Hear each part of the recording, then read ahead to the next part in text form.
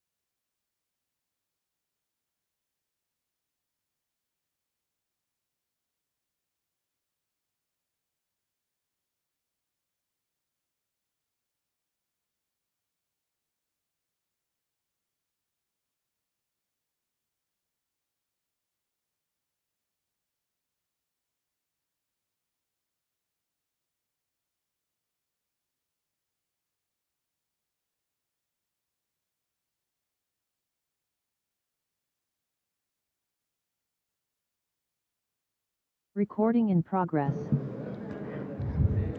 Good afternoon, everyone. It gives me an immense pleasure to welcome you all to this panel discussion session on the theme Building Strategic ESG and CSR for Business Advantage. This session aims to explore how sustainability, ethics, and corporate responsibility can drive long-term business success in today's competitive world. On behalf of Pooja Bhagavat Memorial Mahajana Postgraduate Center and GRAM, I extend a warm and respectful welcome to all our honorable members of management, director, respected heads of the departments, esteemed panelists, distinguished resource persons, faculty members, and my dear friends.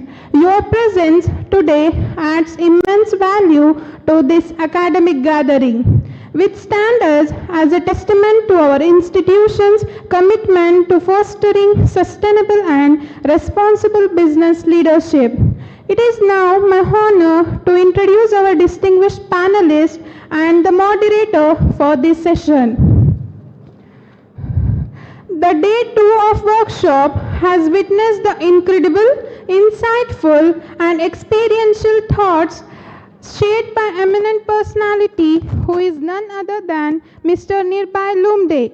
Sir, it is a great honor to have you here as a panelist. I once again welcome you and request you to kindly occupy your seat on the dais.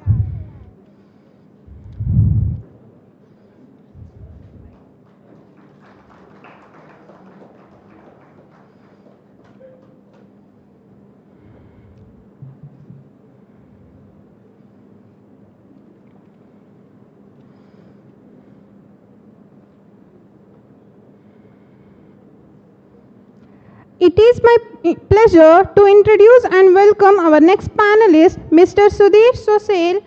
He had a dynamic and fast-paced career marked by impactful roles in building businesses and high-performance teams from the ground up while fostering innovation with globally distributed teams. He is an executive coach and charismatic leader, proficient in forming, leading, training, and developing cross-geographical teams of future business leaders. His recent roles include CEO and part-time Vice President at Qualcert Consulting and Product Owner for Lab Transformation at Intel Corporation. He holds a BE in Mechanical Engineering and MTech in Industrial Engineering from the University of Mysuru. And he is an ICF Associate Certified Coach with certification in Executive Coaching. Once again, we warmly welcome you, sir, and request you to occupy your seat on the dais.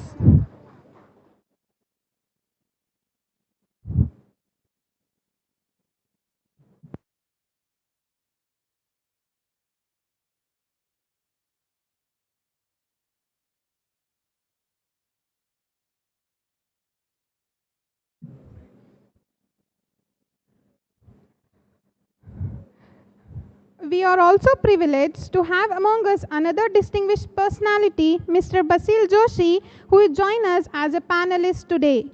Mr. Joshi is currently serving as General Manager, Human Resource at Rishi FIBC Solution Private Limited, Mysuru. He holds a PhD in Clinical Psychology and has authored two insightful books, Boundaries of Human Psychology and Rational and Irrational Behavior of Human Beings. Sir, we extend a warm welcome to you and I request you to kindly occupy your seat on the dais.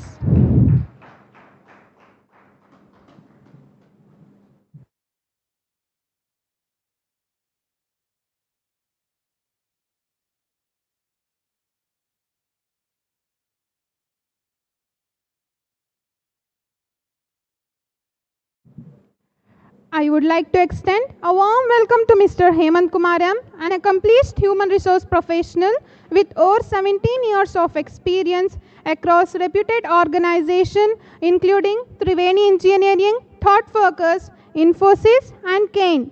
He is specialized in performance management, employee engagement, training and development, and has been instrumental in driving HR excellence and workplace culture initiatives. He holds an MBA in Human Resource Management from the University of Mysuru. He is a lifetime member of NIPM and an active contributor to several HR forums.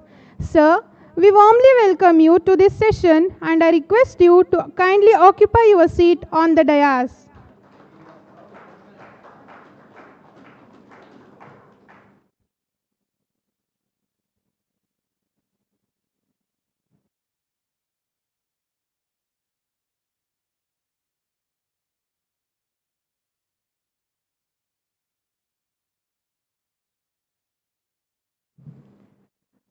May I now take this opportunity to welcome the moderator of today's session, Dr. Rajeshwari GM, Associate Professor, Department of Studies in Business Administration, Pooja Bhagavat Memorial Mahajana Postgraduate Center, Mysuru. Ma'am, we are honored to have you on this occasion and I request you to kindly occupy your seat on the dais.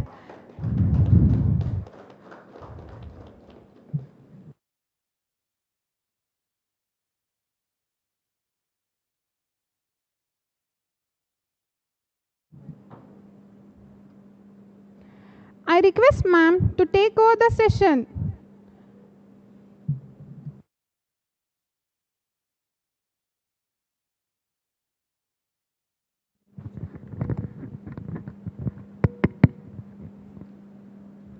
A very warm evening to everyone present here. I hope you had a very good break after a very energetic, the entire day was, it was so thoughtful and also I could see that, everything was covered, almost compliance to, with his experience. We have ended up with all the sessions, all 6 sessions from yesterday. So it gives me the immense pleasure to welcome you all to this much awaited panel discussion on the theme, Building Strategic ESG and CSR for Business Advantage. Today, organizations across the world are realizing that long-term success is no longer defined merely by financial performance, but by the values of they uphold, the environment they sustain, and the communities they empower. Through this session, we aim to explore how ESG principles and CSR are shaping modern business strategies, driving innovation, and creating competitive advantage in a rapidly changing world. We are truly honored to have with us an esteemed panel of industry experts who bring a wealth of expertise and perspectives from diverse sectors. With that, let's dive into our conversation. I'll begin by inviting each of our panelists to share the perspectives on the intersection of strategy, sustainability, and social responsibility, and how these elements can collectively shape a business advantage. Let me begin with a thought leader who has been at the forefront of driving ESG strategies that align business growth with sustainable impact, who is none other than Mr. Nirbhay Lumde. Mr. Lumde, the role of ESG has evolved remarkably in recent years. Like from compliance checklists to strategy imperatives, businesses are viewing ESG as a new form of leadership. How do you see this transformation playing across industries? Could you please throw a light on this?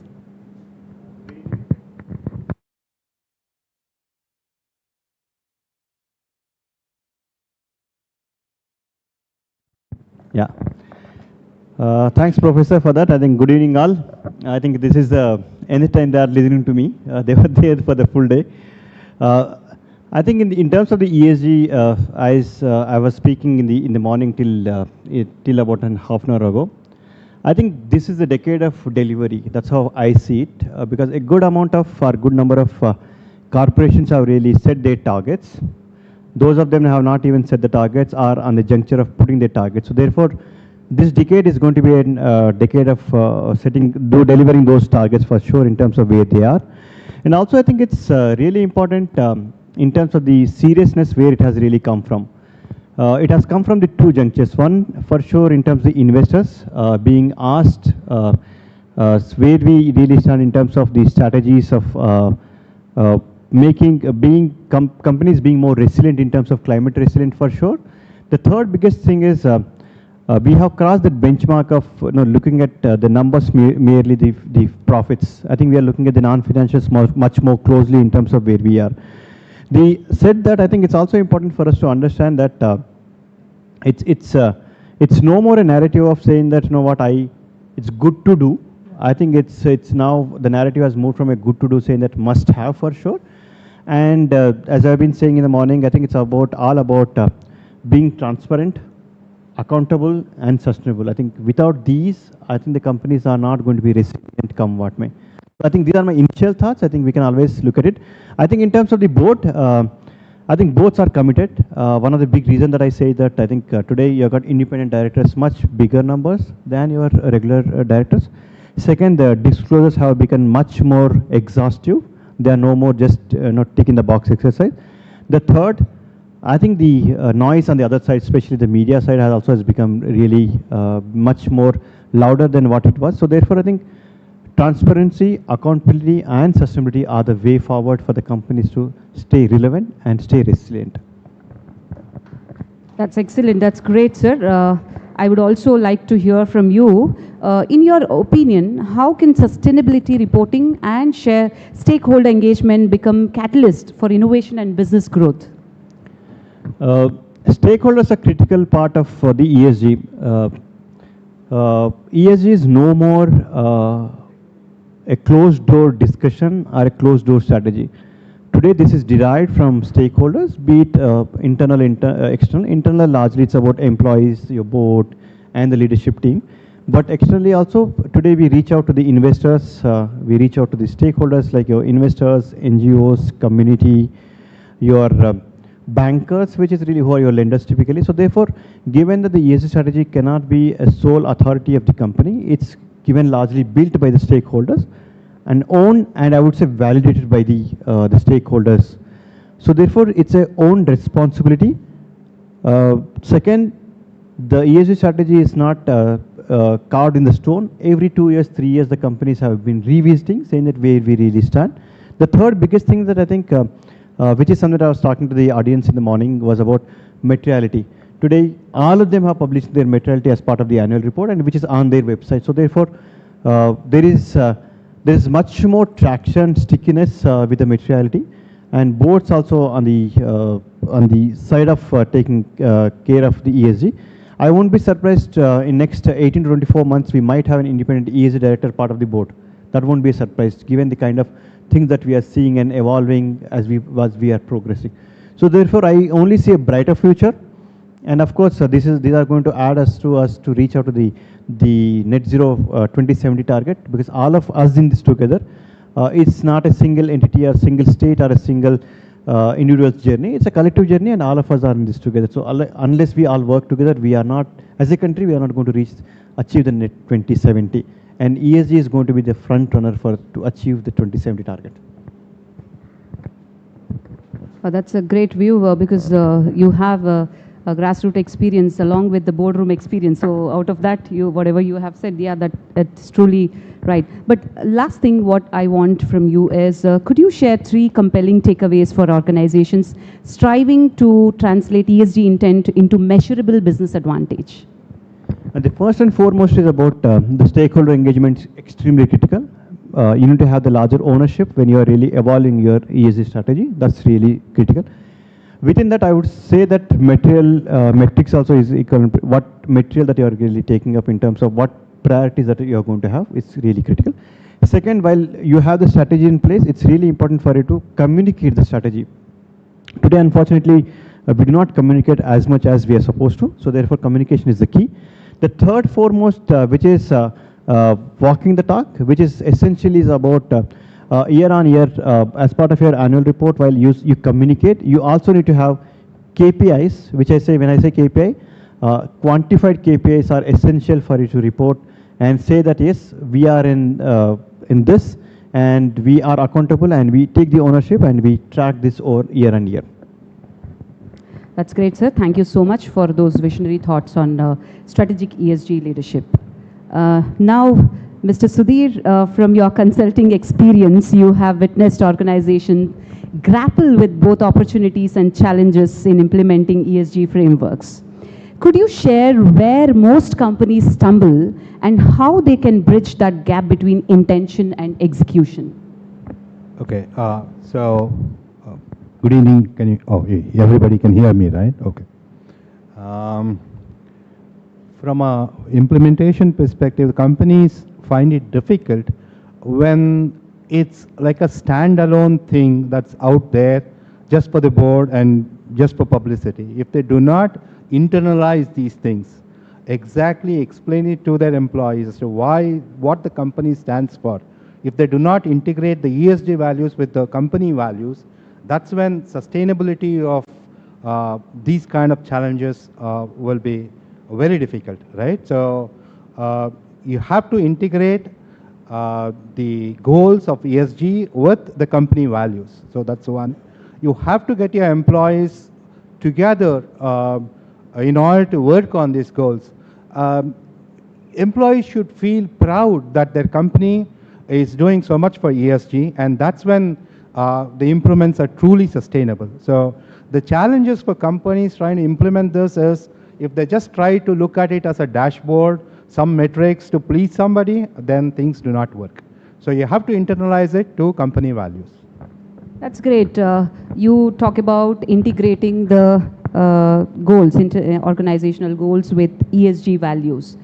So practically, how do you feel like what is the percentage they are following it?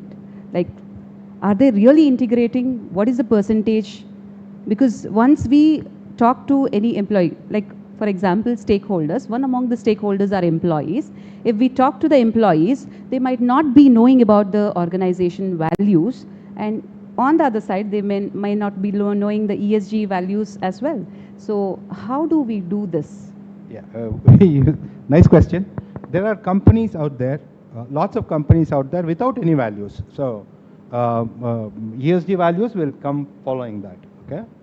So I would say there are companies out there who look at ESG as a checklist for certification purposes, which in turn leads to their marketing efforts.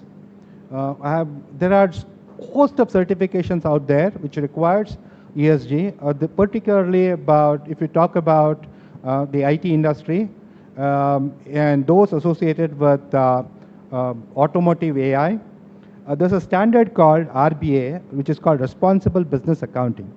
Okay, so this particular standards demands certain ESG values to be met.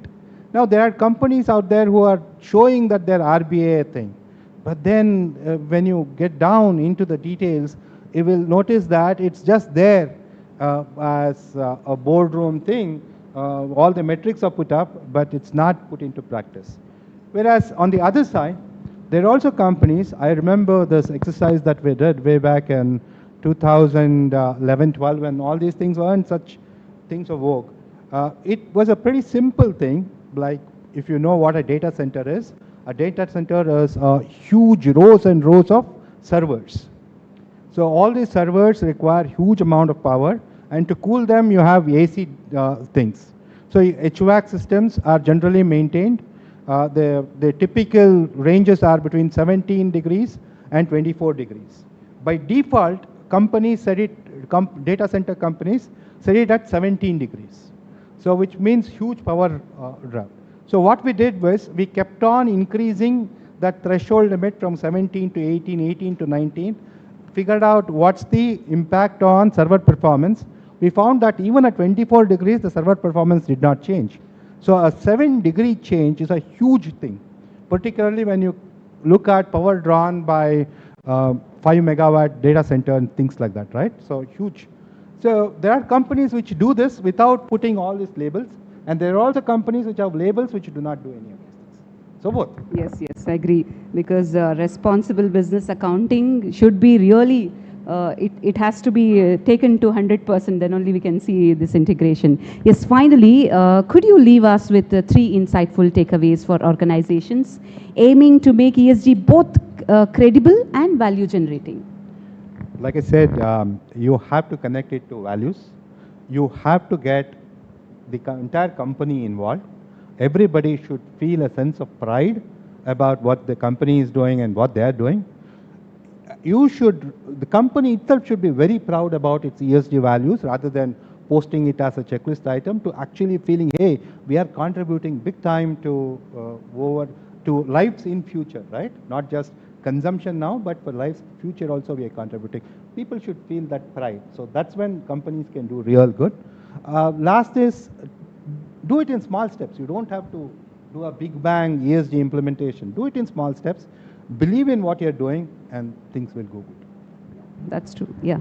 Thank you so much, sir, for that pragmatic view on governance, accountability, and measurable transformation. Yes, Mr. Basil, CSR today, please, I'll just skip. Yes, sir. CSR today is no longer confined to charity. It's a strategic investment in sustainable growth. How can organizations design CSR initiatives that create shared value for both business and society, according to you? Thank you very much. Good evening, all of you, once again. First of all, I recognize, Harish sir, such an energetic and, strong leader. Thank you, sir, for calling me. Always, the moments that I communicate, I talk to you, it's an energy. Thank you very much for, calling me. Also, my best friend, Dr. Basuraj, and Ravi sir is sitting here. I recognize the presence of Ravi sir, my friend, is sitting here. So, all are known faces.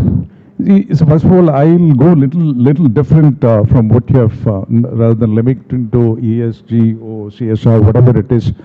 Most of the companies or manufacturing or institutions or industries, wherever it is, have not typically understood what a CSR is all about. That's what I could say. That CSR means doing some charity, renovating the school, education of sponsorship to the students, constructing the temple, supporting the, all this has been learned as a CSR. But nobody conceived internally what is it required. Where does the CSR need to be introduced? As both of them are saying, ESG. In fact, for the last 6 days, I'm going through the ESG audit. I'm going through the ESG audit. Last 4 years, I've been going through the ESG audit. And I know the importance of ESG in terms of not only the in-house In-house is pertaining to the taking the training and taking, I mean, all the staff through a process, and nobody does, including me, doesn't do it. I don't, though I have to go through this 4 years. He knows very well, he's our consultant for 5 years, and he's a very big name in Posh, you know, all that. See, we honestly doesn't take it as our responsibility and do it. No. 100% training it's going on? No. It's a high time that inculcate the culture, this as a CSR into, for that our management has to conceive this as a CSR initiative. For example, I'll tell you, I'd been about 5 years ago, I'd been to the shop floor. I was going through the shop floor, I was just checking how his employees are doing, you know. I could find a lot of people with dry skin. When I checked, lot of people, about 60-70% of the people have been identified with a dry skin. And I went into the details. My background is little, not exactly the HR. Mine is a clinical psychology. So I had a different interest. So I went into the details and I could identify that it is a lack of drinking water that is causing. Lack of drinking water causes the dilation of the vitamins on the surface level of the skin, and that causes the what you call dry skin. What is the dry skin? Dilation of vitamins on the surface level. What is the dilation of the surface level? It means you are losing your resistance to the sickness. Ultimately, if I don't conceive that my team is not taken care, what CSR you're going to do? What CSR for the public, for the name, as you said, it's all for the name. When all big companies and they take care of the lake and they take care of that, all this, of course, that is a great intervention, and we have 78 lakes in Mysuru alone dried up, 23 lakes in Nanjangud it has dried up, though drinking water was not available, not dried up, it's not managed. And luckily Autoliv and what you call Infosys is taking care of 5 lakes. And any kind of collective efforts are not taken care. It has to be a collective effort from the industry, institution where you have a lot of manpower. Industry may not be able to give the manpower. Maybe we can lead the team, but you have the manpower. I mean, like, who can engage? Gram can contribute. Gram can take it as a, you know, the projects.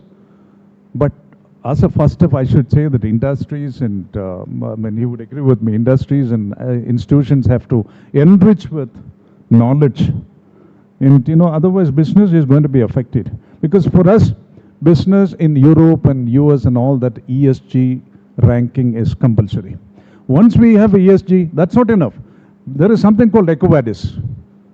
EcoVadis, there is a gold medal, silver medal, bronze medal, all this is there. You should be knowing.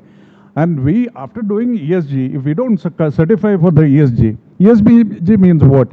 All the aspects, including how the recruitment is done, what is the percentage of attrition, how the people are given the benefits, all this is taken care, and afterwards EcoVadis comes. During EcoVadis grading, if you don't at least come to the bronze medal, your business is gone. Company doesn't recognize you. Those world is going to come. And again, the people that are not aware. I'm crossing little limit. I don't know about the time, but I'll just stop with this last point. And nobody is bothered about the carbon credit activities, what we have to do. Because, for example, in the Kadakula, Adakanalli, the Tandya industrial area, when the KDB took over, small and big, 3 lakhs change trees have been cut. I don't remember, the Hyderabad agency have done the study, and hardly few thousand have been planted. So who is responsible for the carbon credit activities? Aren't we responsible?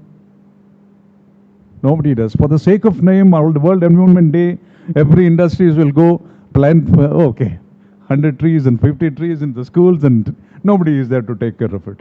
I also have planted so many, but nobody is ultimately taking care of it. So this has to be, that should be into us as a practice. then, I don't know whether I matched with your question, but then this is what I just want to communicate. Thanks, Thank you very much. Thank you for that is your experience, what you have shared with us. What I would add for that is we have the CSR specializations also in our curriculum, where universities are coming up with more courses with CSR. However, there is always a gap.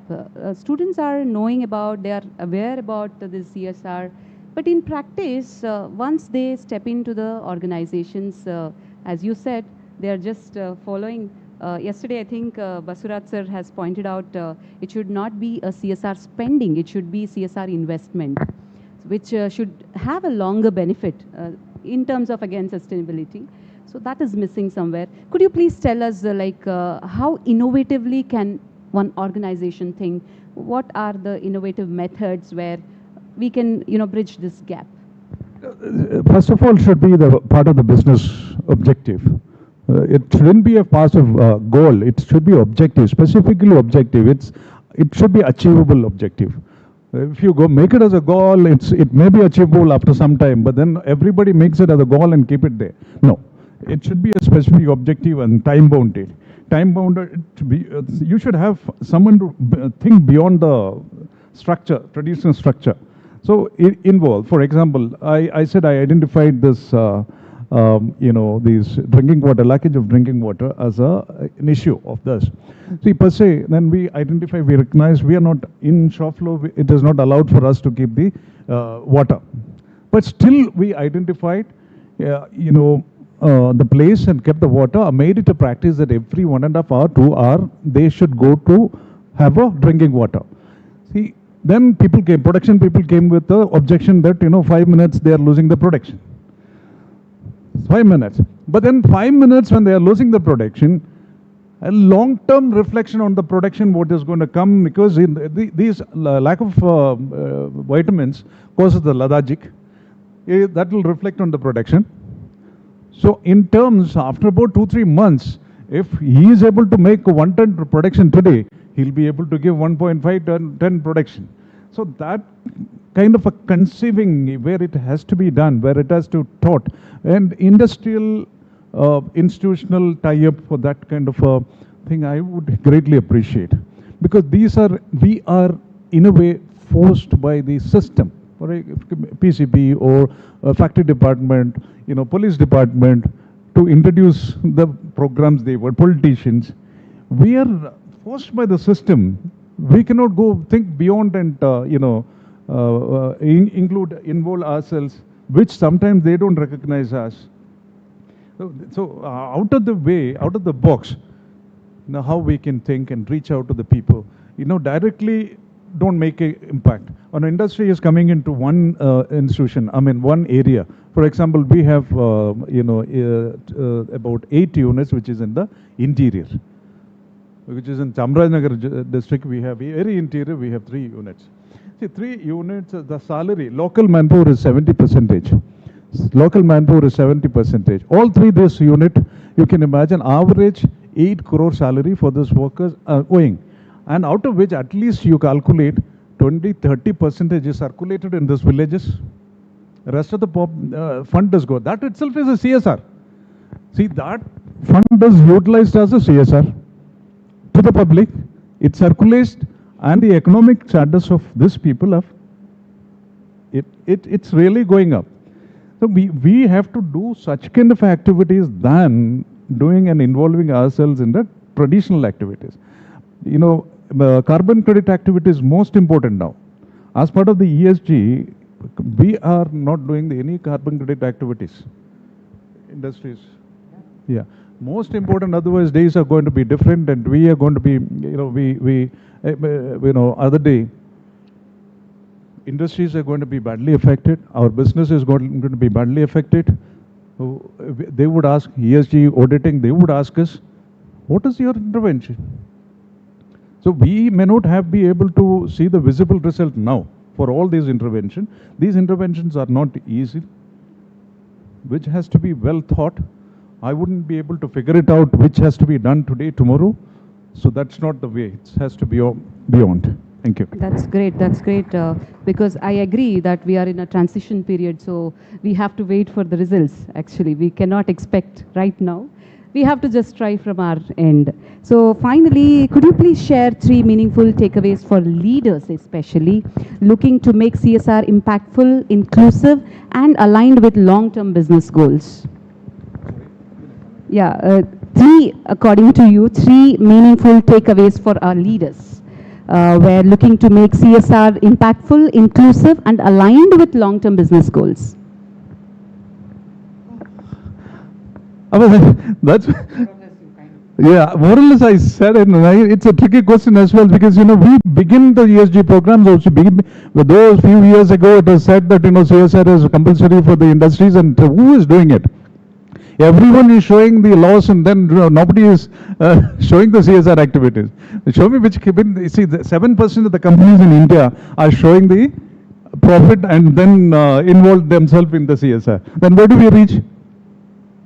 We won't reach anyway. So that has to be taken as a commitment out first of all. Everywhere you should influence yourself on the students or the industrial responsibility. You should influence your people management to take it as a goal. That's a first thing. Then it should come into the HR. It should come into the HR policy.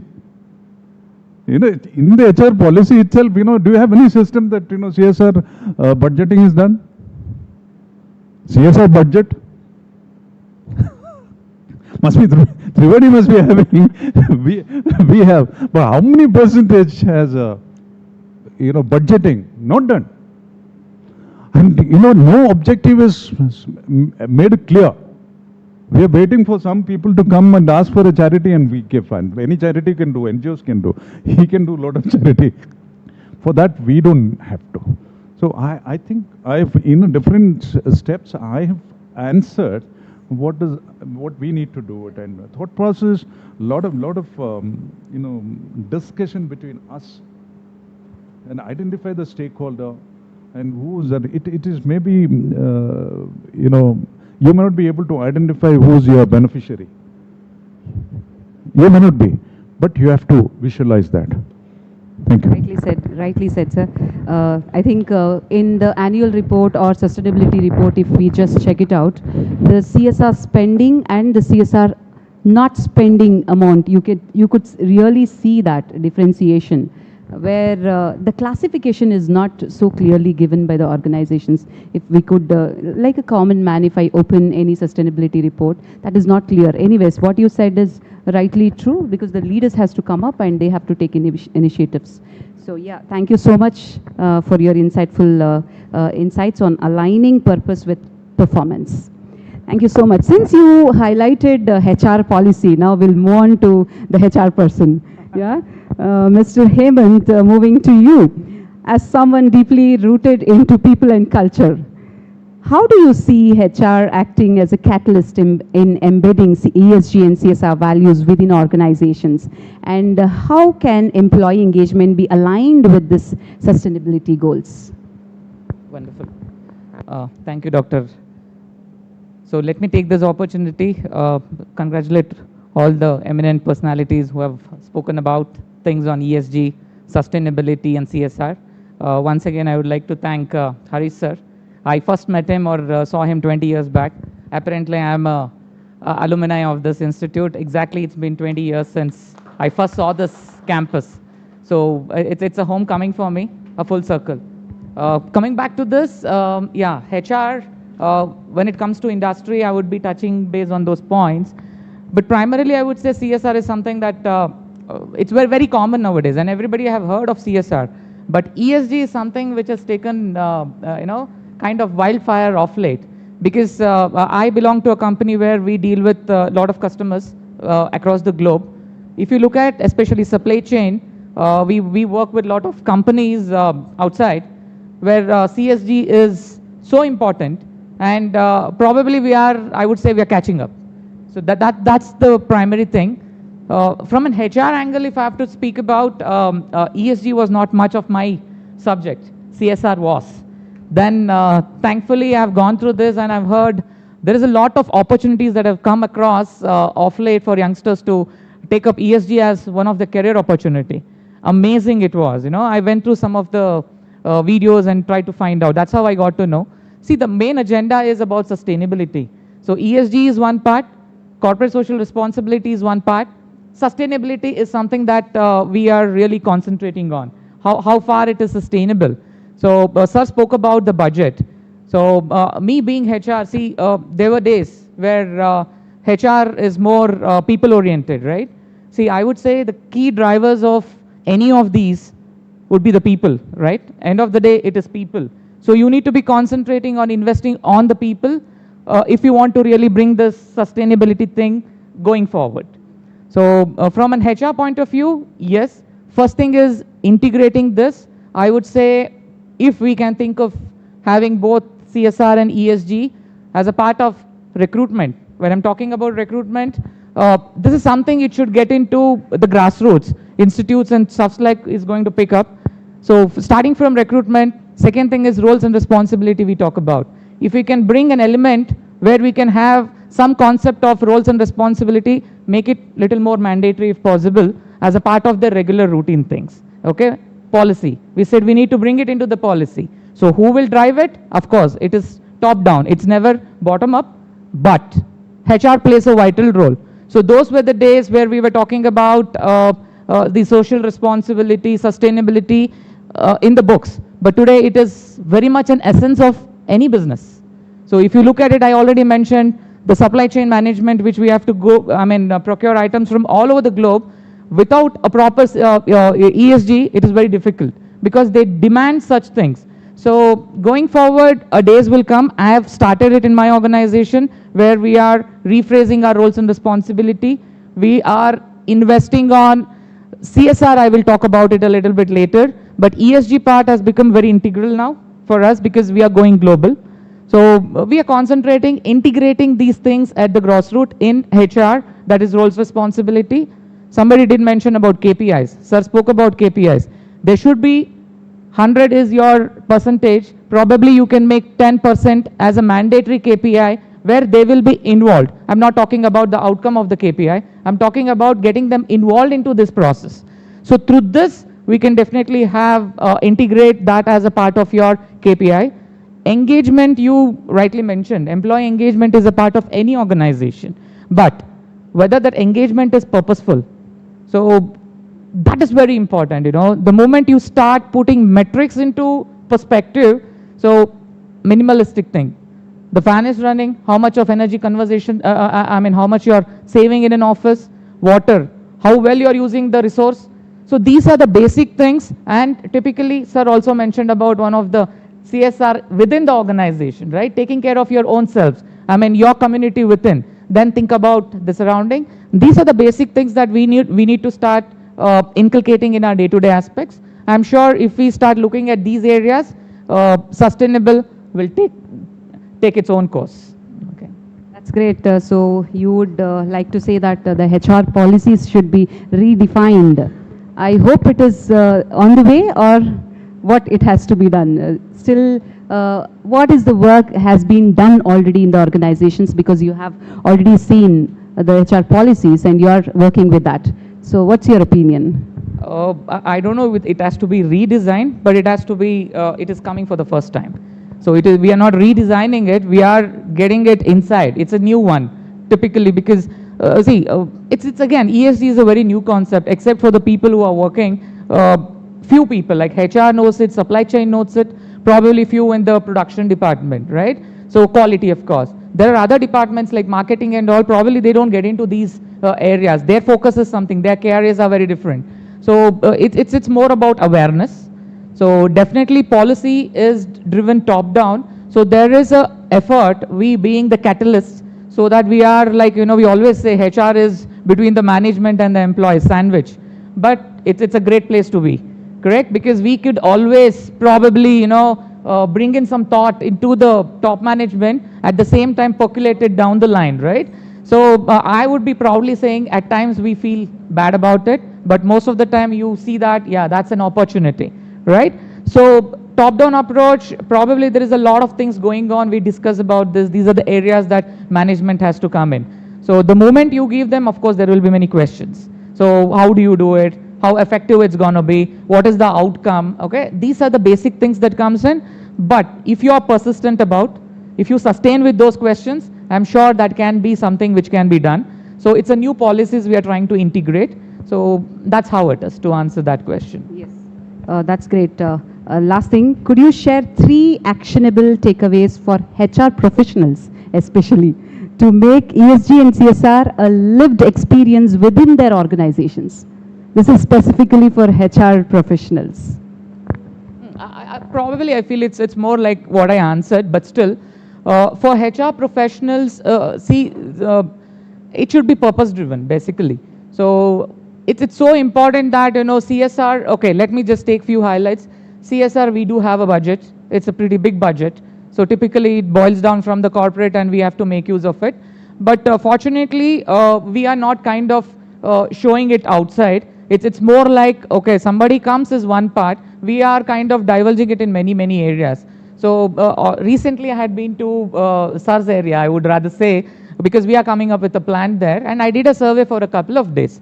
So there are corporates like ITCs, okay, Asian Paints. They have invested pretty much huge sums, okay? But accountability wise, I still have a doubt. Because there is a time bound. It is a time bound. CSR is an annual activity. So they budget something, they invest it.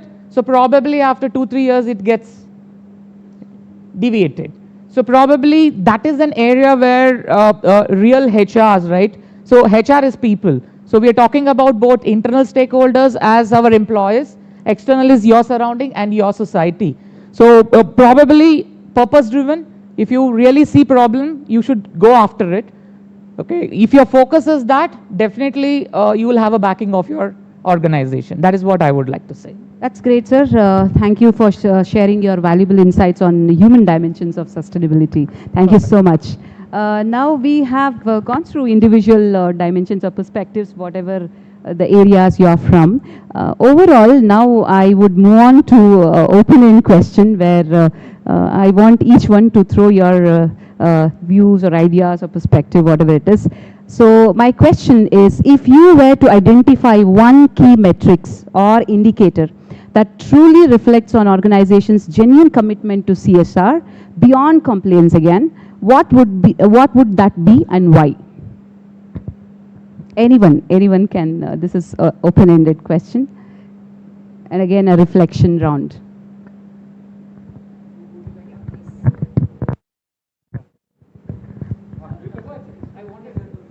Okay, my thought on this is, what impact is it causing to your community? That's the metric, not of how much money you saved or whatever, right? So what impact did you cause on the community, and how great is that particular impact? So that's what I would primarily look at. You're asking us for one metric, right?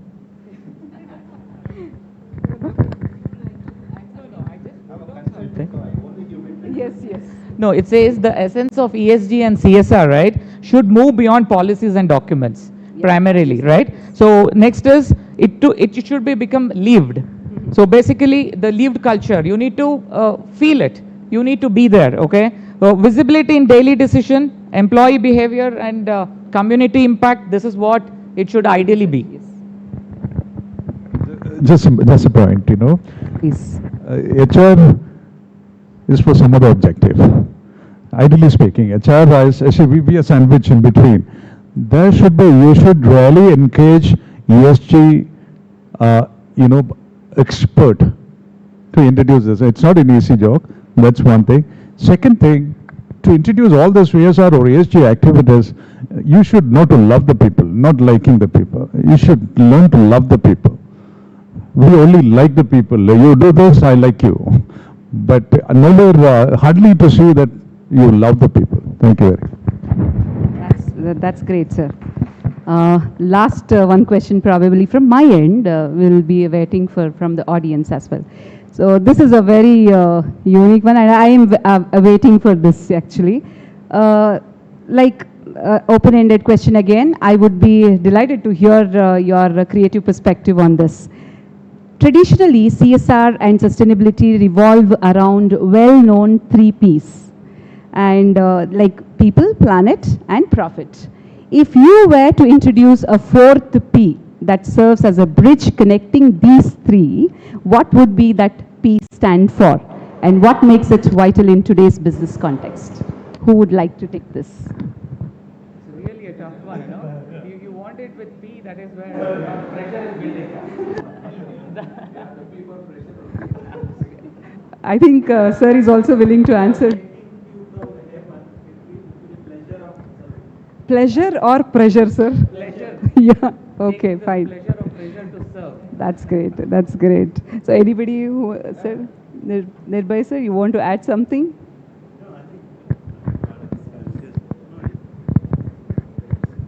He has beautifully said about pleasure of serving people. I think it's also about, while we say that people, planet and profits, I think it's really important, the purpose is really important. I think I would say the purpose is important. I think that drives all these two together. That's great. Pleasure having this. And now the session is open for the discussion. Anyone from the audience can raise the queries or anything you want to ask from the panelists.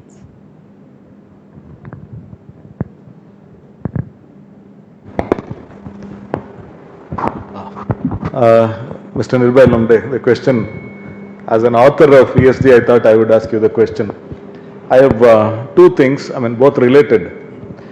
If I am a new entrepreneur who's trying to start an industry, just now the scale is so small that I don't need to report even the financials, that small. If I am planning for a longer game plan for the next 50, 60 years, how do I make a beginning in understanding all of these so that I can plan my journey? I am able to report it maybe 20 years later. This is one. I'll connected one. I'll finish the next one. I was looking at this country called Burkina Faso, which is a African country, and they are now trying to become a little economic power in that region, led by their president, who is a very young, active man. For a country like that, whenever I look at CSE and both the CSR and ESG put together, I somehow get a feeling that you make your money first and then start your charity. I could be wrong, but that's one of the feelings I get. For a country like that, how do they even plan for a long-term CSR, ESG endeavor?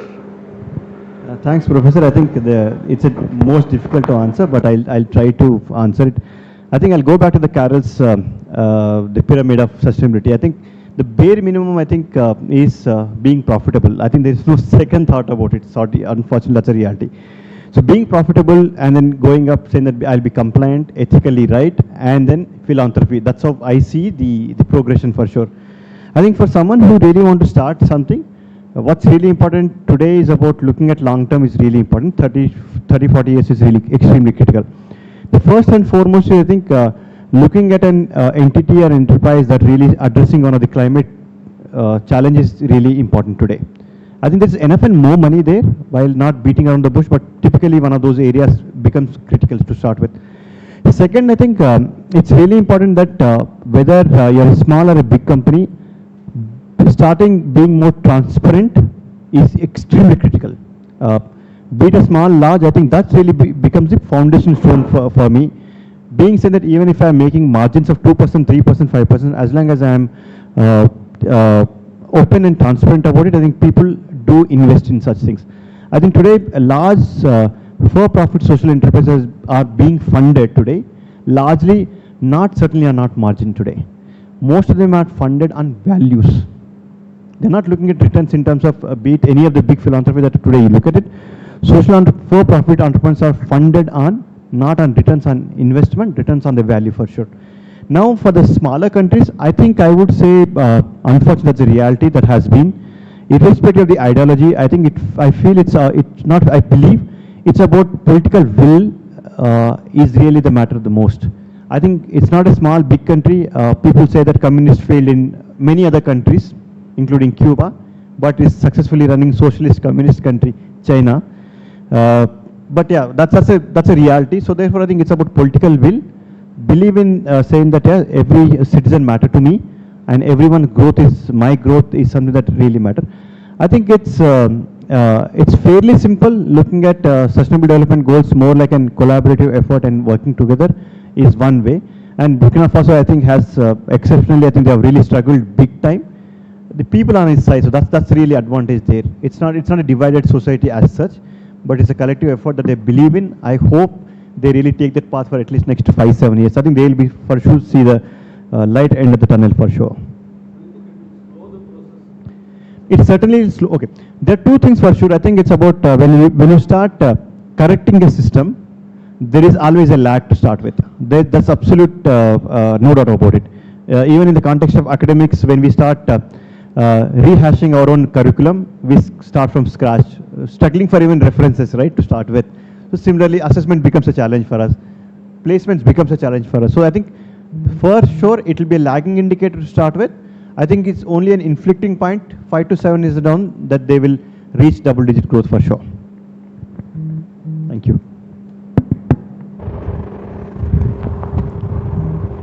So good evening. This question to you, sir, again. What incentives can be taken up by the government of India and the local bodies to incentivize the ESG in India?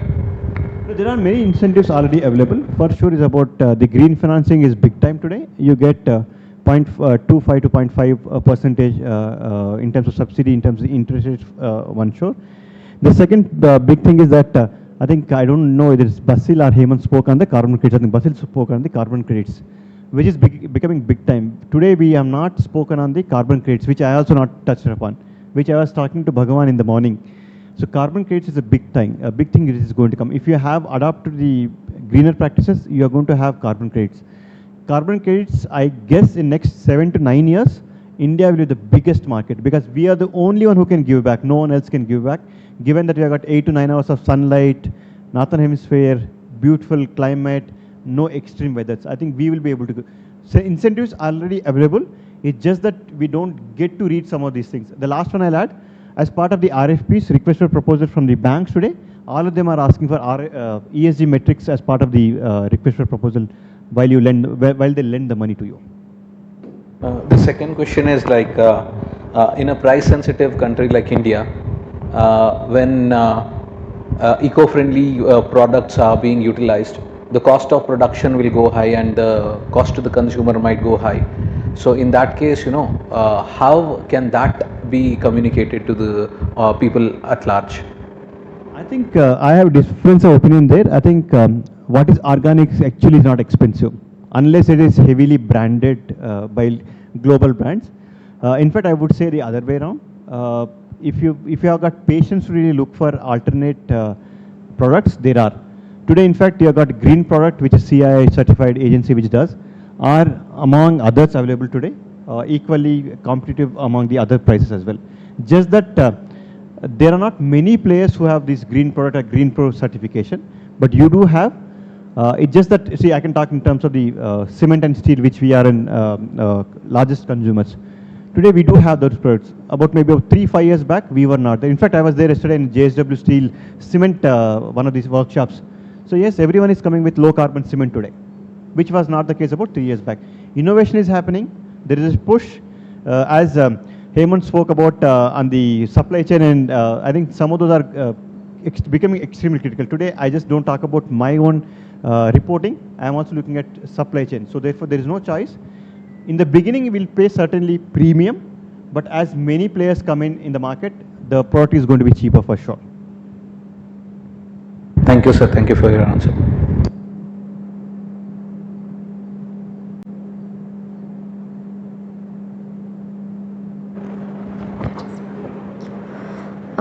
Very good evening. Yeah, I'm talking on behalf of all the NGOs. Yeah, as I see, like from very past years, ESG, CSR, very booming and hot subjects I am getting over now. As I'm very basically from IT industry, looking forward and step into the social world. So is that really NGOs or CSR concerned about ESGs, or it is concerned about the booming subjects they are actually working for, like as if it is working like a democracy for like by the people, to the people, for the people. So like What does it working now for? ESG. The very booming subject is ESG. Why is it now so? It's open for everyone. See, CSR is just 1% of ESG. Yeah. To be precise, it's somewhere in the corner. That's all about ESG. In India, CSR in ESG is just coming up. CSR is not understood. During the Narasingha Rao's period, we have Manmohan Singh has signed an LPG agreement. You remember liberalization, privatization, globalization. So that was signed. But what happened? Why the difference between India and China is Chinese government has taken 20% equity shares in all the private investment, whereas in India, we are charged land cost, we are charged electricity cost, we are charged everything. China has not done that nonsense. China has done, okay, take land, take electricity, invest, give 20 or 22% of the profit. There, the transparency is more. Transparency. Why we are failed to understand introduce any system in India is no transparency. Everywhere, if we industries are also helpless because, see, for example, for a simple BIS, mark, 12 lakhs had to be paid. You believe me, openly saying, 12 lakhs had to be paid. How do this all become the cost on the product, right? Whereas if there is any transparency, it doesn't bother us. It's a straight way, the deal. But we don't have that transparency. Unless the transparency comes, no CSR, no ESG is going to be 100% workable. Take it, please. Yeah, thank you.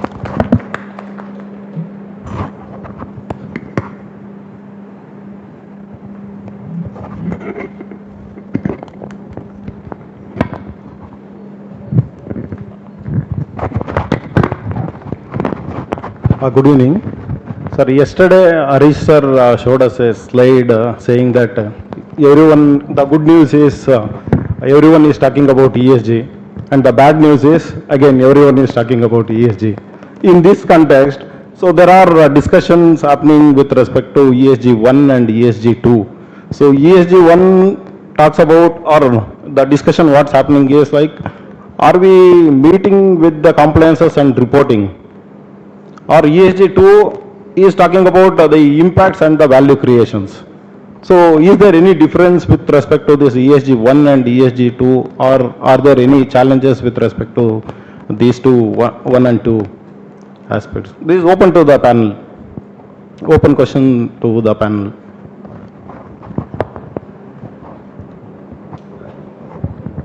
Yeah, the ESG 1 and 2, there is a lot of certification or documentation differences are there.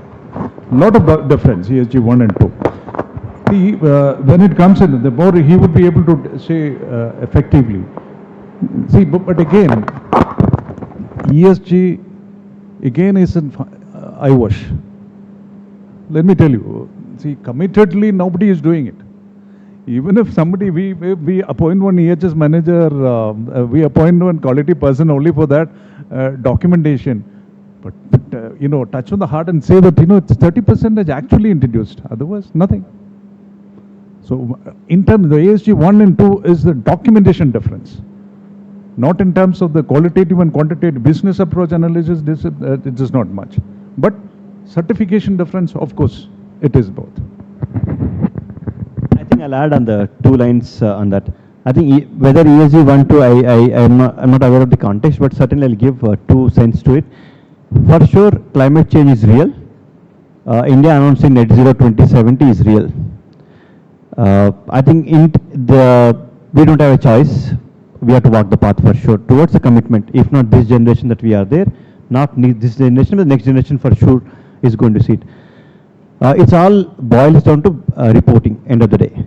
So today we might have, the way we had CSR, either you report or you have an excuse of not spending, right? And today don't have a choice to not to spend. You have to spend come what may. So similarly, ESG also will take the similar route. I think the minute you are in the public domain and you are transparent and someone is able to see you up and down, you don't have a chance to mend your ways. So most of the companies will fall in the line. In fact, I think you have brought that. Kerala is the first government which also announced on the ESG, right? They also plan the net zero. They also plan an ESG. So if you really want to attract right investment and want to be resilient, we don't have a choice but to adopt ESG as a practice. And supply chain, the more and more we have got MSMEs, India is being the biggest market there. We don't have a choice but to adopt, else we'll perish. There is no second thought about it for sure. So this space is going to grow much bigger and faster pace than what we anticipate. Earlier there was a system that all exporting to Europe and all that, it was virgin material. Raw material used to be virgin. Okay. Now 30% reprocessed material can be used as per even effect of ESG introduction. So that's our benefit. We get the benefit out of all this. ESG credited industry, ESG certified industry means we get the value addition also. We don't have to be bothered if you are in export industry.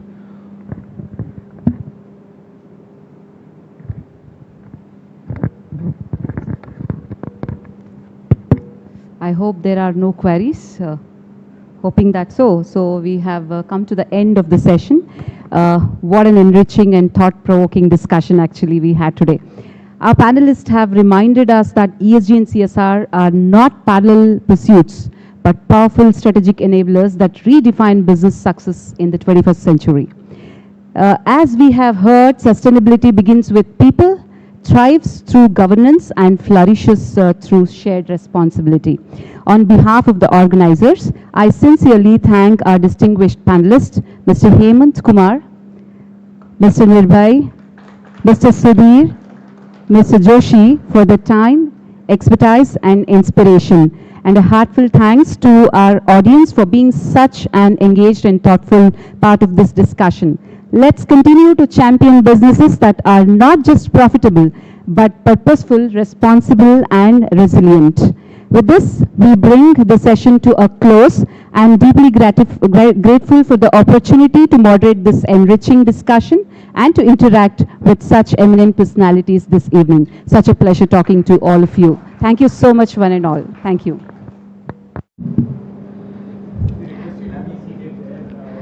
Thanks to all the panelists and our moderator for being part of this significant discussion on ESG and CSR strategies for sustainable business growth. I request panelists to be on the dais for valedictory session. Throwing light on the topic and sharing knowledge, also igniting a spirit of growth and positivity. Now it's time to move forward to the valedictory session, for which may I request Professor Harish Machara, Head of the Department of Business Studies, Business Administration, and Dr. Basavaraju R. Shrestha, Executive Director, GRAM, to kindly occupy their seats on the dais.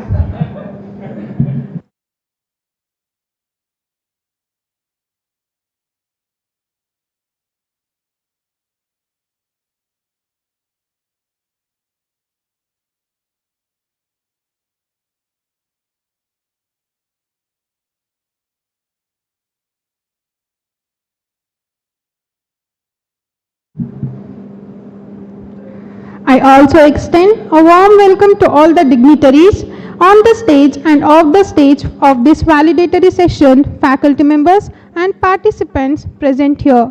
May I request Mr. Karnal Ravi to share their experience of 2 days of workshop with us.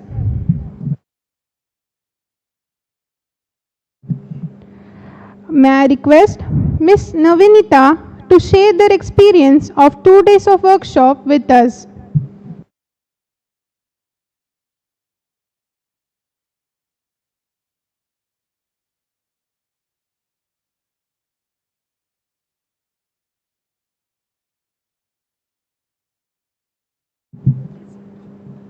Yeah, once again, thank you so much for giving me such opportunity to share my opinion of this 2 days workshop. And very much thanks for all the panelists over here. I'm representing from one of my NGO called Manovikasa, basically situated in Uttar Kannada district called Shirsi. So as I'm very basically a software engineer, worked hardly for IT industry, changed all my basic knowledge to NGO sector, social responsibility. It was finding me a bit difficult path in a very starting days, understanding what is CSR, how to tackle it, how to work for NGOs and all. So yes, I am, now I am in a stage like, yes, I can tackle to a CSR, I can work for the social sectors and all.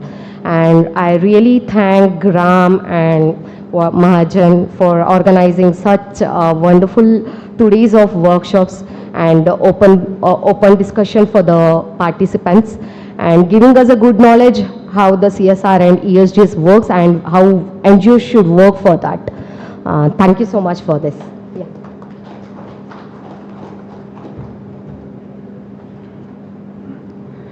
Thank you, Ma. May I request Dr. B.S. Prabhakar to share their experience of 2 days workshop with us. Thank you for this little opportunity. Two of us from St. Joseph's come from a different kind of a background. We are not from the industry, we are not consultants, we are academicians. I have been teaching environmental science for about 30 years now. Some 3 years ago, we were becoming a university and we thought something has to be done to the domain of environmental science as it matters to people. At that point of time, we started discussing with the industry with two objectives. How do we have a meaningful program offered from our college, and how to make environment as an employable course. We have been seeing people who do environmental science and come back and tell us where is the job option. At that point of time, industry helped us. We started a program in environment science and sustainability. The coordinator of the program sits there, Dr. Kumar, and I'm definitely happy to tell you that we have 2 batches of students who have passed out, and except 4, all the others are employed. And thanks to ESG only, not much of environment there, but ESG. I think we are the only place where a non-management, non-commerce department has started the course in sustainability. I think we are the first in the country. Simply because we wanted to give the knowledge of why get into the E part of ESG and then emphasize that in as a domain expertise. We have been trying to do that, and we thought the idea of attending this workshop was to try and see how we can improve our curriculum and what we have got to learn from here. Yes, we definitely have learned quite a few things. The connectivity has definitely come in. And we of course started with a very energetic, should I say numerically session with our Harish Machaya sir. And then of course Basuraj took over yesterday. Today we have Nirbhay Lumde and all the panel. From each one of you we have a little take home there. And interestingly, both of us have made notes there, what has to be added to the syllabus. And that's our outcome out of this program that we attended for 2 days, and we will definitely add that. We may require your help in achieving that. So that way, for the agenda that we came in has been successful if we go back and implement it properly. But you have given us a sufficient amount of take home for that. And we also see that this also is like a CSR endeavor. We were talking about the financials of the program. With the kind of money that you have charged, I don't think it will even break even. I don't think you even got if you take the rental of the hall, I don't know if you really got it, but this also was a CSR endeavor. Institutions trying to do this for a cause is something very critical for the communities today. And you have done that as an institution and as, the employees of the institution, the torchbearers of the institution. Thank you for that. And apart from the content that went to the brains, your food has been exceptionally good. I must tell you that it was very good. And coming from Bangalore, we are, what shall I say, more corporate in food also. We get packaged material, everything that you eat has something synthetic there. And the food that you gave us was very, very good and did not trouble us, and definitely we thank you for that. Yeah, with those few words, I'll take leave. Thank you, sir. Now I would like to call Professor Srinivas Timmaya to come on the stage for distribution certificate.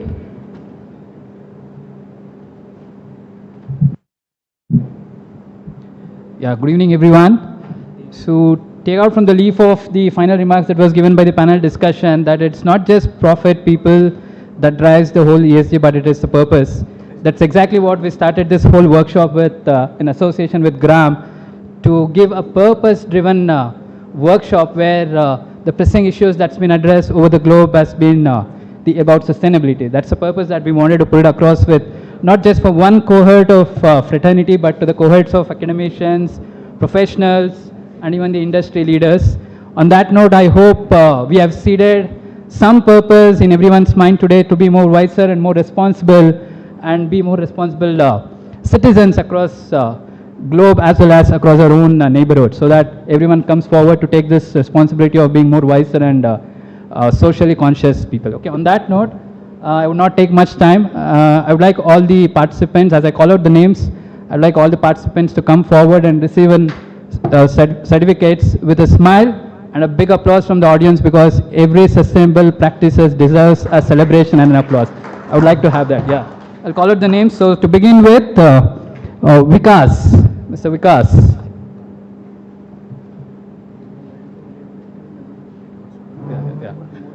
Yeah. So Vikas, not here? Yeah. Yes, sir, please. I request Basuraj sir to hand over the certificates. Of course, all the dignitaries will be part of the receiving. I request first 3 certificates to be handed over by Basuraj sir. First 3 certificates? Yes, sir.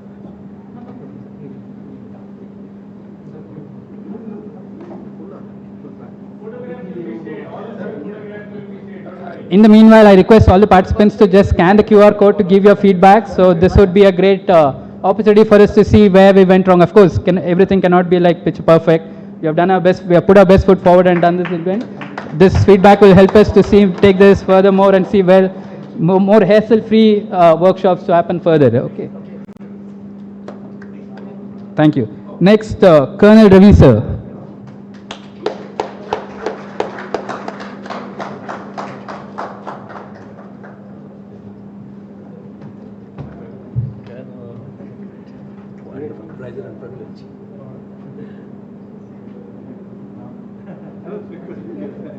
Moving further, Divya Tejaswini.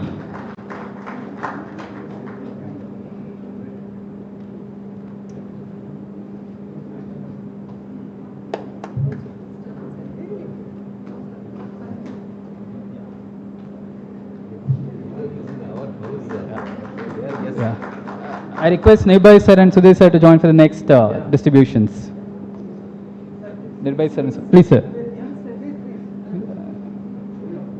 Next is Dr. Rakesh.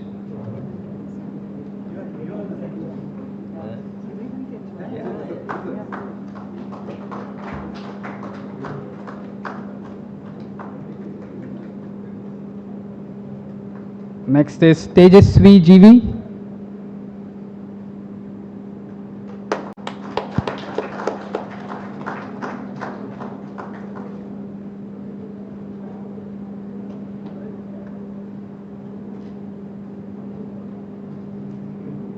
Moving forward with Navanita.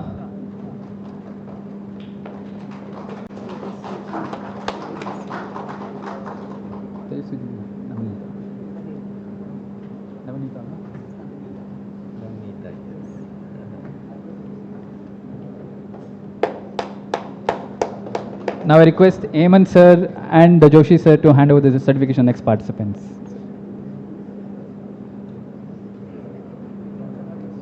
Ritik.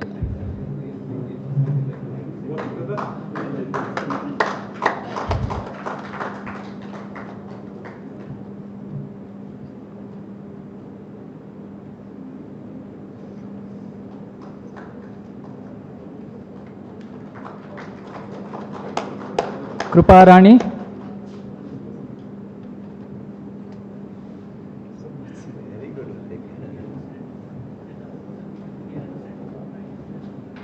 So next up is Dr. Prabhakar sir.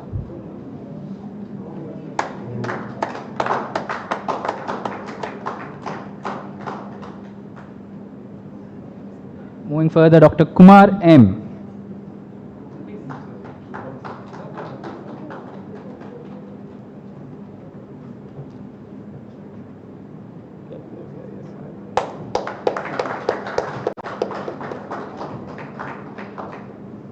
Rajappa CY.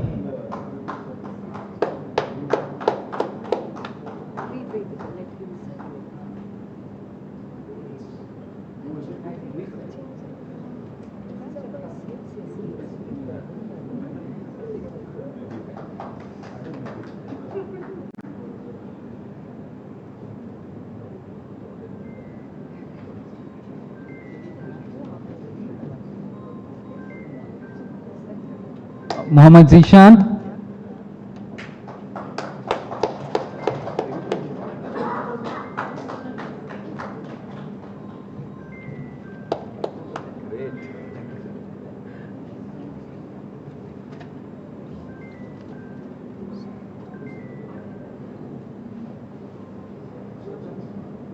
I request Harish sir to please join the honors for the next group of participants. Shivraj CS.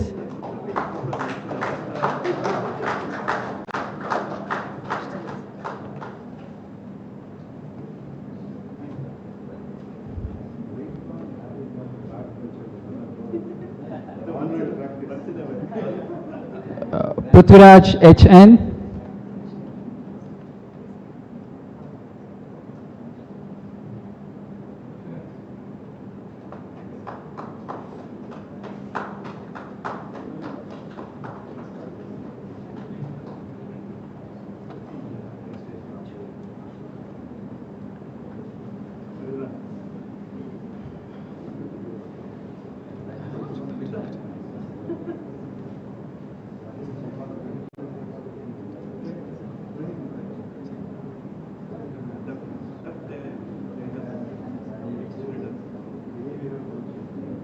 Okay, thank you so much. I hope I have called out all the names. I have not left anyone behind. And just to make a small note, all the participants who are joining through online will receive your certificates through as an e-certificate. We'll share the certificates probably by the end of the day. Thank you so much. Have a nice, wonderful evening. Hope we join sometime again for the next workshops, which is more again a purpose-driven workshops. Thank you so much. And we'll have a oath of thanks to render further up. Thank you.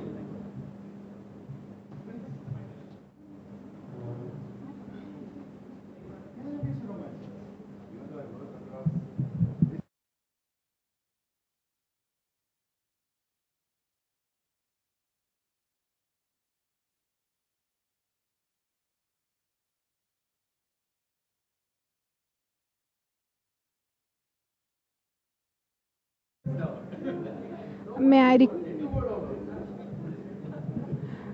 request Mr. Karnal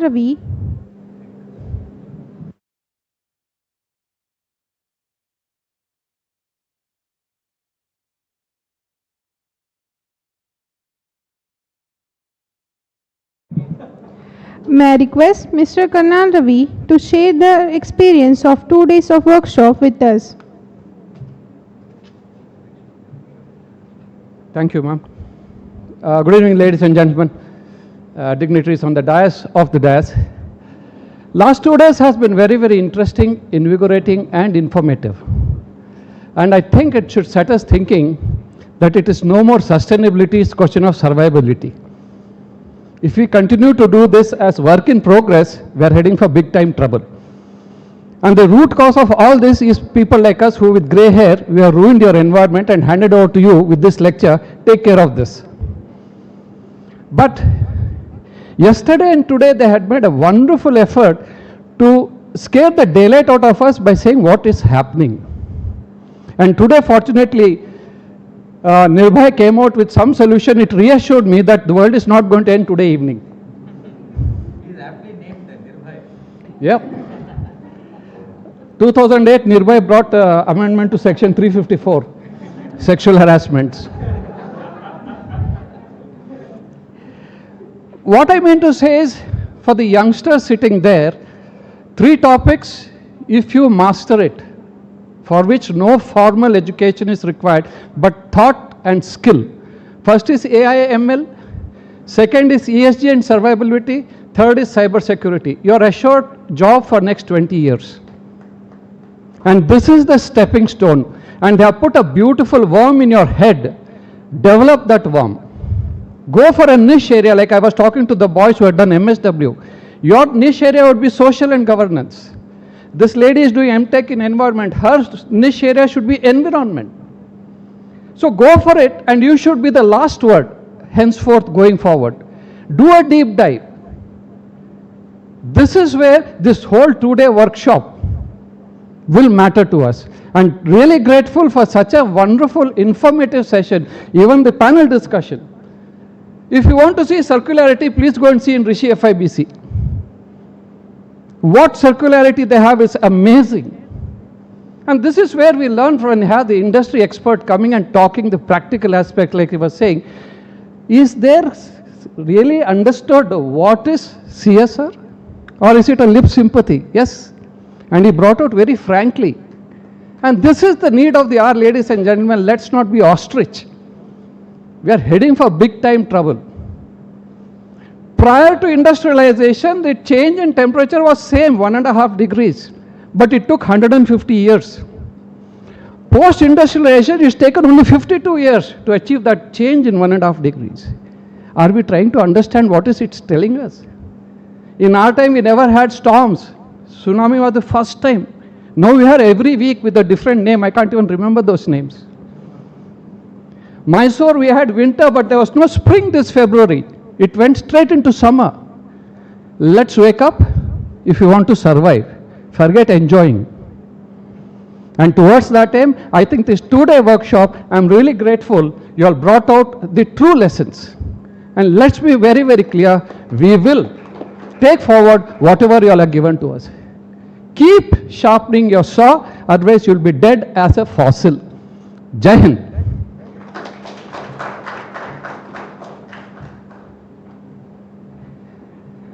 Thank you, sir. May I now request Dr. Basavaraju R. Shrestha to speak a few words about the workshop.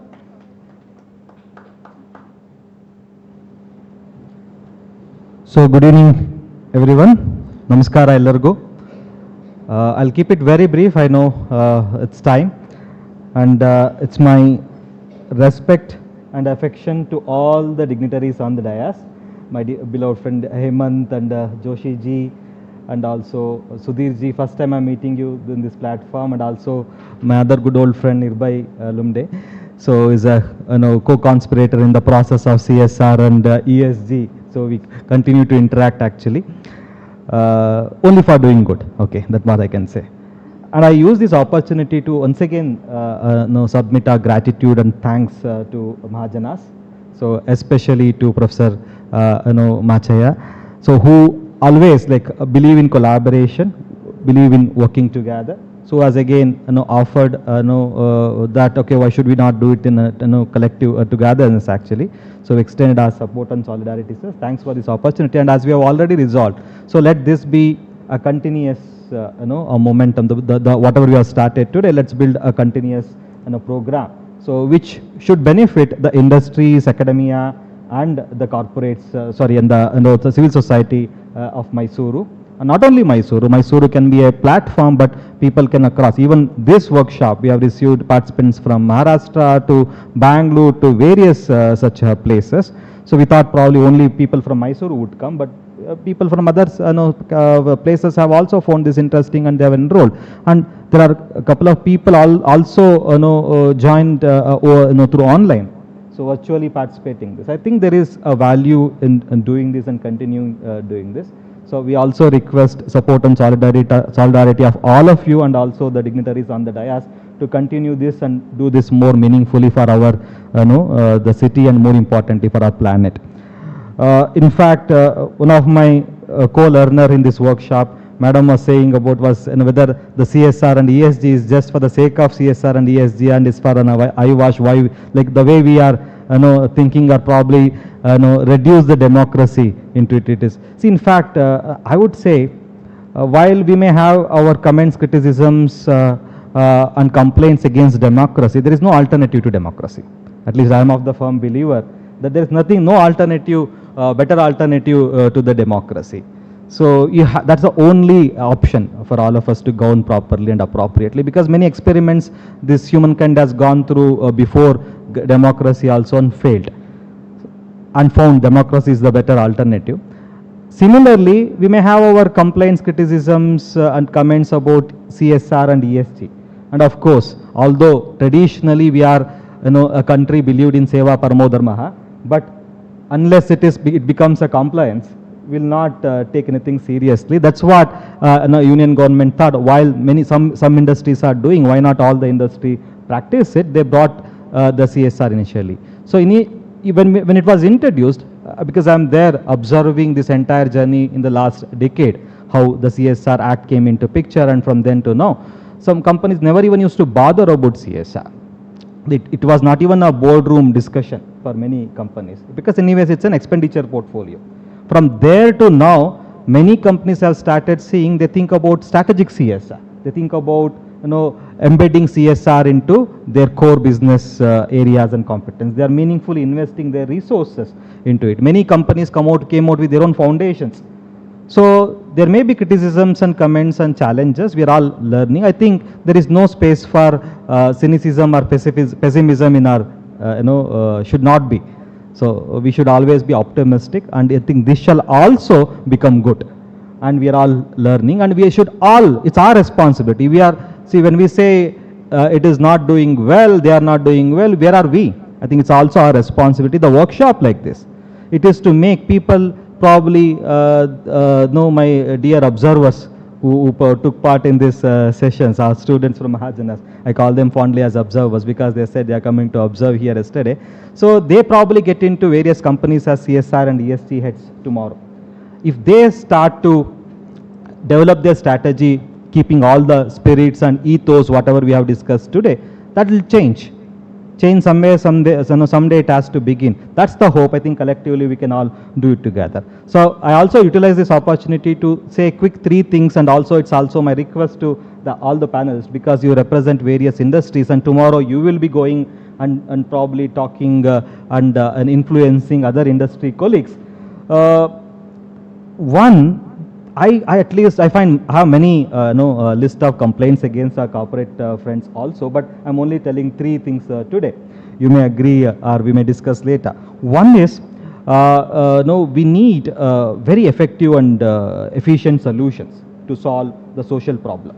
Unless solutions are innovated, so cost-effective solutions are innovated, so we can't solve the problems effectively.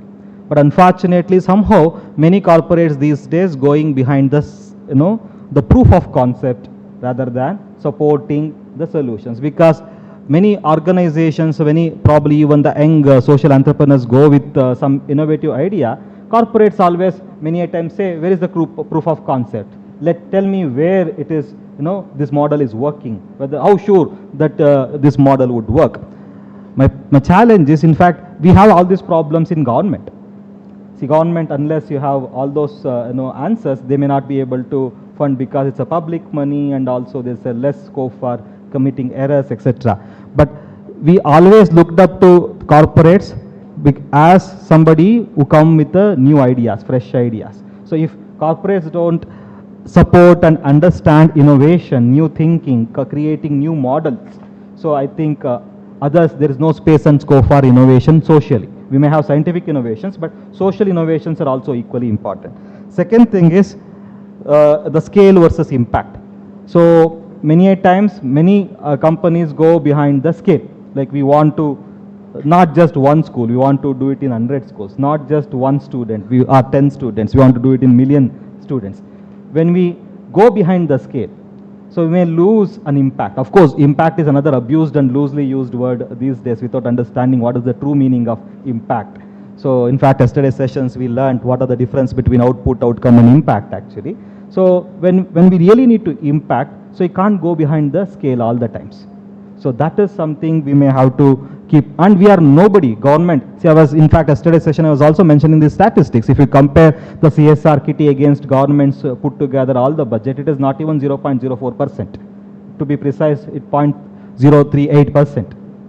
Can we really change the entire country's problem with the CSR kitty? Not, but we can really create an impact in the way we do and in the places we do.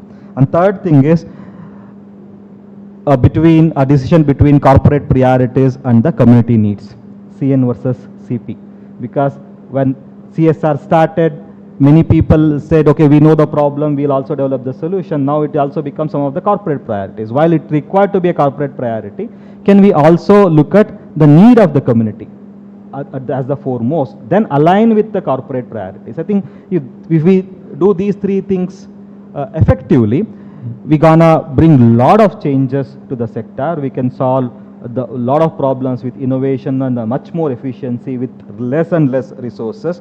We can create true impact, develop a model so that government or other people can emulate, take that model forward and emulate it. And third thing is the community, the locally, they are required to be, ultimately we are answerable to the community we serve for. So that's something I think we can take it forward. I think this is a wonderful opportunity for corporates, academia and civil society come together. I always say CSR is not just corporate social responsibility, it's an opportunity to complement our strengths, that is what corporates can bring in, what CSO can also bring in along with the community and government.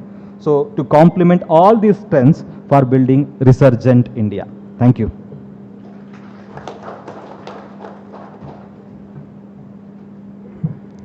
Thank you, sir. I request our beloved HOD, Professor Harish Machaya, to deliver valedictory remarks.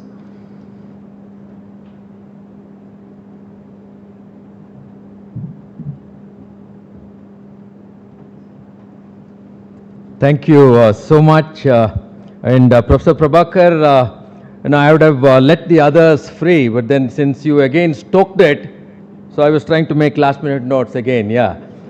The greatest thing that I could observe was, we deliberately, I'm spilling the beans. It was by design that there were some delays, so that we made you, not make you, we made you sit when the 17th hour of the day came to coincide with the SDG 17 goals. It's only, otherwise we could have, if you look at the schedule, it was supposed to be ending at 16:30. We ensured that, you sit here at 17, yeah. So 17 goals are achieved. Okay, so yeah. Thank you so much. I wouldn't really take as long as I did last morning. I was just looking at again, I'm somehow very, I would say passionate about finding connection with everything I feel is connected. Now look at the distinguished personalities here. And you will agree with me. Nirbhay Lumde, NL, so new learning. You have a super consultant from the west to the east. Now, he was in the US for a long time, yes. SS, so sustainable strategies. Then you have the guru, the BRS, the business responsibility solutions. Then BJ. I'm sure, that's the way he speaks everywhere. No holds barred.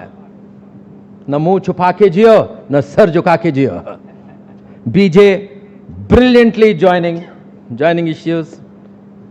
HK, holistic knowledge. And H and K are the 8th and the 11th letters in the English alphabet, and that's the date today. And wonderful participants. It's all again P, the 3 Ps, the triple P, progress, purpose, plan, perspectives, Pooja Bhagavat, principles, passion. Then we had a moderator, GM Rajeshwari, global metric responsibility. Thank you, Professor Prabhakar. We had this program on Friday and Saturday, F&S, and you thanked us immensely for the food and the sessions. We had fantastic young champions from across So it was really a state level workshop. How you state it is also important. From Kolhapur and Karwar to Mysore and Bangalore, for me it says KMB, knowledge moves beyond. So it's a borderless world. I was just adding the date today, 8 and 11 and 20 and 25, it adds up to 64. I'm sure all of us have the 64 Vidyas when we go back today. And I want you to please read this. This is a promise. Because one is, how do you take it? How do you internalize it? If you could even repeat it after me, I'd be honored. I'd certainly feel blessed.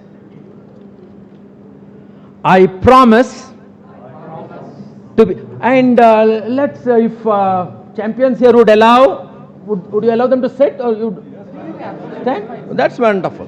Because at the end of the second day, if you still have that energy to stand, hats off to you. Yeah.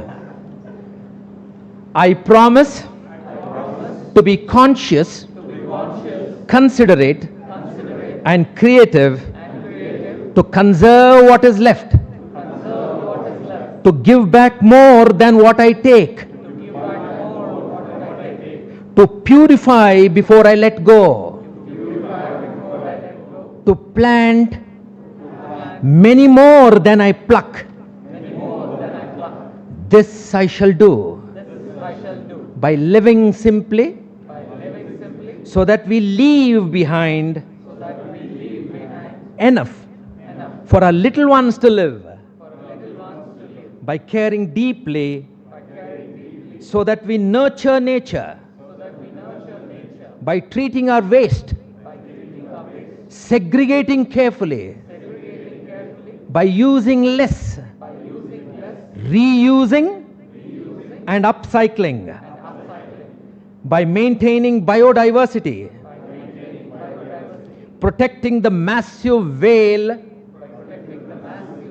to the tiny worm, by recreating ways of living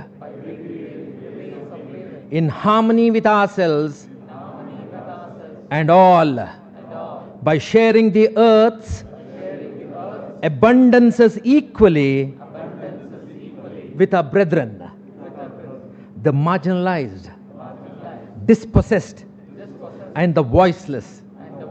For we are all fragile threads of a spider's silk, intertwined and interdependent. This I shall remember, and the promise I shall keep, by being conscious in production and consumption, considerate in usage, wasting minimum, conserving maximum, creating in finding new ways of contributing to my planet and all the living beings in it. So I started saying it's, you may please resume your seats. I'm sure it was a true utsava, the hope with which I began last morning. For me, I mean, you can always, this is not a compliance report. You may decide not to tick a box. UTSAVA. Did you honestly touch your, I mean, you can touch your hearts and say, did you understand and are you willing to undertake? That's the UTSAVA. Did you understand? Did these sessions make you and will it give you that leverage to think and transform? To solve and to come out with strategies? To apply and analyze? To validate and value add? To audit and accelerate? Now I'm being selfish. We should commit to Harish. H-A-R-I-S-H. Happily achieving responsible investment in sustainability holistically is Harish for me.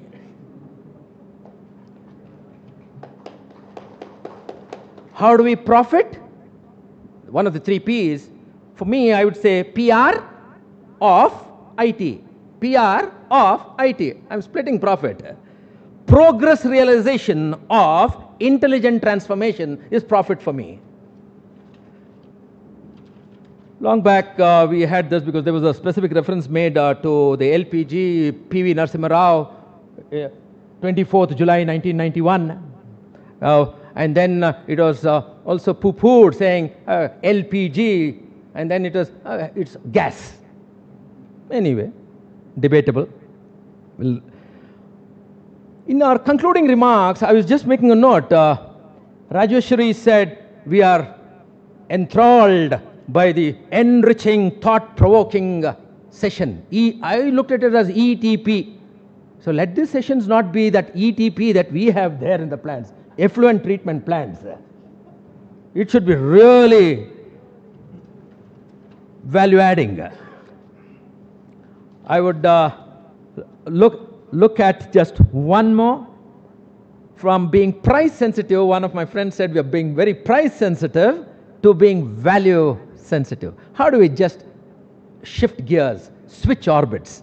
And I really thank you. And this morning's newspaper, last morning I started with newspapers, only to give you a clear, that I read newspapers.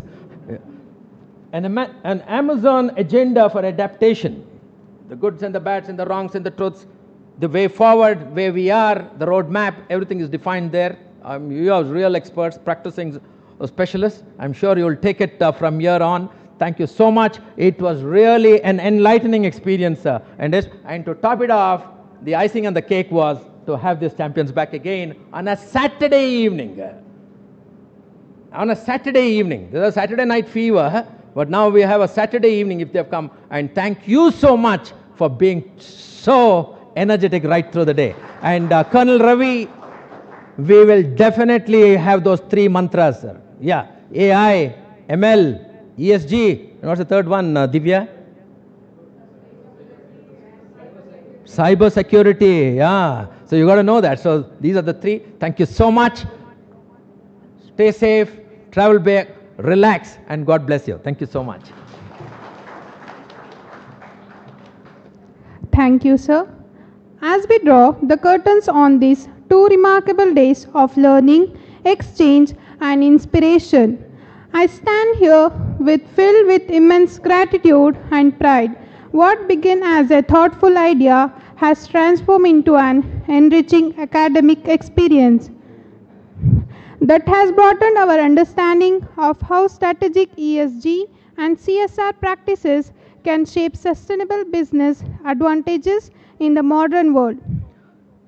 On behalf of Pooja Bhagavat Memorial Mahajana Education Center and GRAM, I take this opportunity to express my heartfelt appreciation to everyone who contributed to the success of this event.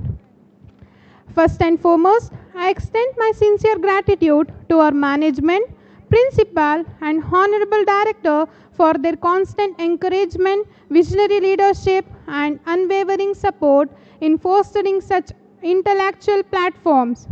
My heartfelt thanks to our heads of the departments, Professor Harish Machaya, for his constant guidance, encouragement, and leadership throughout the organization of this workshop.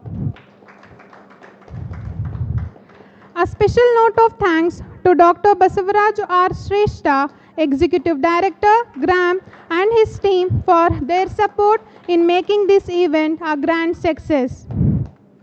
A special note of gratitude to our distinguished resource persons and esteemed panelists, Mr. Nirbhay Lumde, for sharing their valuable insights, professional experiences, and real-world perspectives on strategic ESG and CSR for business advantage. Sir, kindly accept a token of gratitude. A big thanks to Mr. Sudhir Sosale for their sharing their valuable insights on strategic ESG and CSR for business advantage.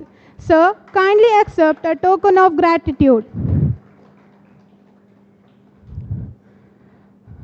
My sincere thanks to Mr. Basil Joshi for sharing their valuable insights on CSR and ESG for business advantage. Sir, kindly accept a token of gratitude. I also extend my appreciation to Mr. Hemanth Kumar M for sharing their valuable insights and real-world perspectives on strategic ESG and CSR for business advantage. Kindly accept the token of gratitude. A big thanks to all the participants and students for your active involvement, thoughtful questions, and enthusiastic engagement throughout these 2 days of learning. Your contribution has truly made this event meaningful and memorable. My sincere thanks to the organizing committee for their tireless efforts, meticulous coordination, and dedication in ensuring the smooth execution of this event. I also extend my appreciation to the media and technical team for their efficient coverage, digital assistance, and support in making this session accessible and impactful. As we conclude, let us carry forward the key message of this session, that sustainable business strategies, when guided by ESG principles and CSR ethics, create value not just for organization but for society at large. Once again, I thank each one of you for being a part of this inspiring academic journey. Wishing you all the continued success and growth in the years ahead. Thank you. I request all the dignitaries, participants, lecturers, and student coordinators for the photo session.